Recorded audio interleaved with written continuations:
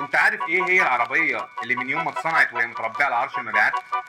ايوه، هي اللي جت في دماغي. تويوتا كرولا. الكورولا ظهرت أول مرة سنة 1966 في اليابان. كانت عربية صغيرة ورخيصة، وكانت بتخاطب فئة معينة من الناس اللي كانت عايزة عربية كوسيلة مواصلات. لكن المفاجأة إن العربية دي ما كانتش مجرد عربية اقتصادية، كانت مبنية بجودة عالية جدا وتكنولوجيا ياباني بتدي عمر طويل جدا. في السبعينات والثمانينات الكورولا كانت مولعة الدنيا، وبقت رمز للاعتمادية، تدور وتمشي من غير وجع دماغ. كل جيل من أجيال الكورولا كان بيتطور شوية، مرة في التصميم، مرة في الراحة، مرة في الأمان، لكن الأساسيات ما اتغيرتش. قطع غيار رخيصة، استهلاك بنزين اقتصادي، إحساس بالأمان إنها عمرها ما هتعطل بيك.